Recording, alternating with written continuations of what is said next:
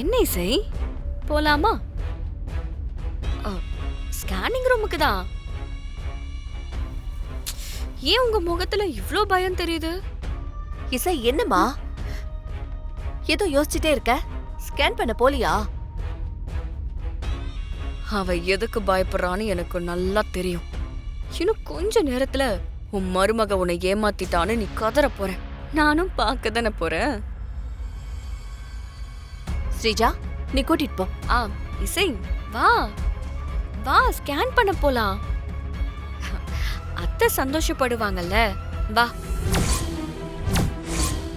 இசை என்னாச்சுமா?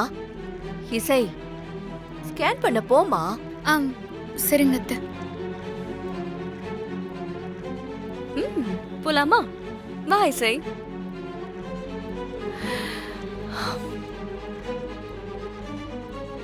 என்ன இசை, ஓ மனசு படபடன்னு அடிச்சுக்குதா? உள்ள போனா உன் சாயம் வெளுத்துருன்னு தானே பயப்படுற? உன்னை கூட்டிட்டு வந்ததே அதுக்காக தானே. உள்ள போயிட்டு வெளியில வா. உனக்கு சிறப்பான மரியாதை பண்ண நானும் உன் ஆசை அத்தையும் வெயிட் பண்ணிக்கிட்டு இருக்கோம். போடி. சரி, குழந்தை எப்படி இருக்குன்னு சொல்லு. பாருங்க மேடம், உங்க மூத்த மருமகளை. அதான் எனக்கும் சந்தோஷம். என் 2 மருமகள்களும் என் 2 கண்ணு மாதிரி. அந்த சந்தோஷம் தான் இன்னும் கொஞ்ச நேரத்துல ஓடியே போகுது. இசை கற்போன்னு போய் சொல்லி உன்னை ஏமாத்திட்டாங்கிற விஷயம் உனக்கு தெரிஞ்சு நீ மனசு உடைஞ்சு துடிக்க போற சுபத்ரா. பரவாயில்லையே, மருமக தான் அப்படி இருக்கானா? அத்தை ரொம்ப பாசமா இருக்கீங்களே. ஸ்வாதி, குழந்தை எப்படி இருக்குன்னு பார்க்க தானே வந்திருக்கோம். அத முதல்ல சொல்லு. அத்தையும் சந்தோஷப்படுவாங்கல்ல. கண்டிப்பா மேடம், நீங்க கவலைப்படாதீங்க. குழந்தை ரொம்ப ஆரோக்கியமா இருக்கு.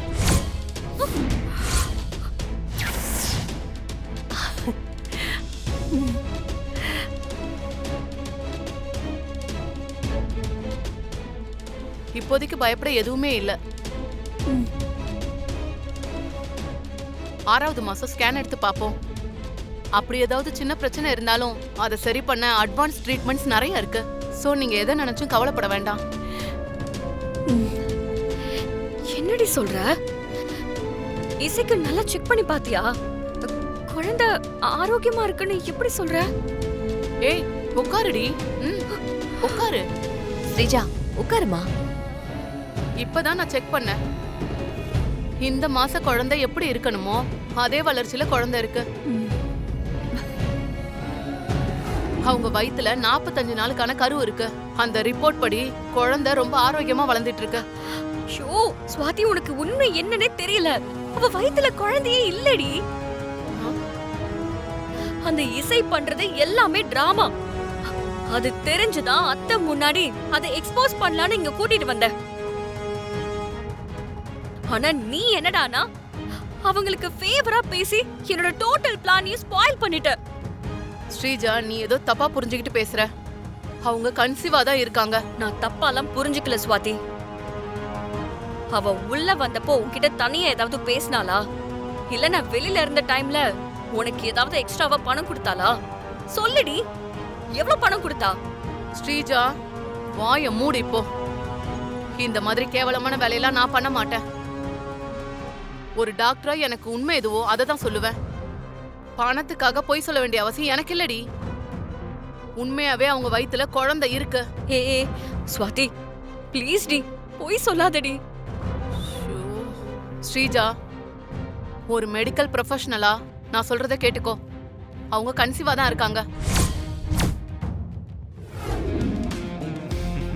அப்புறம் பெரிய லெவல்ல ஸ்கெட்ச் போட்டுட்டு இப்ப அத்தை கிட்ட போன்ல அப்டேட் பண்ணி ஃபீல் பண்ற அளவுக்கு டோட்டலா டேமேஜ் ஆகி நிக்கிறிய. விஷால், நீ என்ன இங்க பண்ற? அது உன் ஃப்ரெண்டு டாக்டர் அவங்க இசையை செக் பண்ணி பார்த்துட்டு அவ கர்ப்பமா தான் இங்க இருக்கான்னு சொன்ன உடனே உனக்கு தலை சுத்த ஆரம்பிச்சிருக்குமே.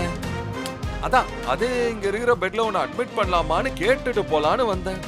ஏய், இதெல்லாம் உன் வேலை தானா? ஆமா, என் வேலைதான். எப்படி ஸ்ரீஜா கரெக்டா கண்டுபிடிச்ச? உனக்கு இருக்கிற குழப்பத்தை இப்ப நான் தீர்த்து வைக்கவா?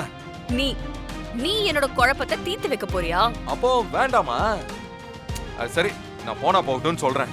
இது பாரு, நல்லா கேட்டுக்கோ. உன் டாக்டர் ஃப்ரெண்டு இசையை செக் பண்ண உள்ள வரும்போது அங்க இருந்தது இசை இல்ல, இசையோட தங்கச்சி வர்ஷினி. ஹாய் மேம், எப்படி இருக்கீங்க? நல்லா இருக்கீங்களா? உங்க பேர் தான் இசையா? ஃபைன். எத்தனை நாள் ஆகுது? 45 days டாக்டர். கொஞ்சம் லூஸ் பண்ணிக்கோங்க.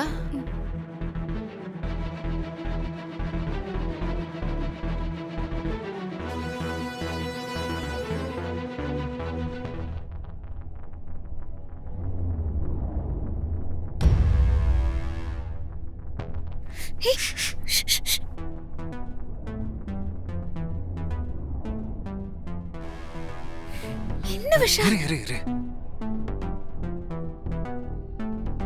எப்படி ஓகேவா?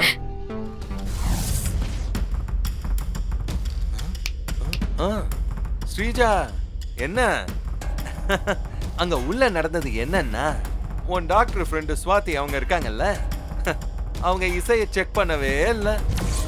உனக்கு நன்றின்னு சொன்னா அது சரியா இருக்குமான்னு எனக்கு தெரியல. ஆனா நீ மட்டும் இன்னைக்கு ஹாஸ்பிடலுக்கு வரலன்னா நம்ம இது வரைக்கும் பட்ட கஷ்டம் எல்லாமே வீணா போயிருக்கோம் விஷால். ஓகே விடு.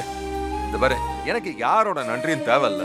அதுவும் என் விருப்பத்தை சொன்னதுக்கு அப்புறமும் என்கிட்ட பிலோசபி பேசினவங்களோட நன்றியும் எனக்கு தேவையில்ல.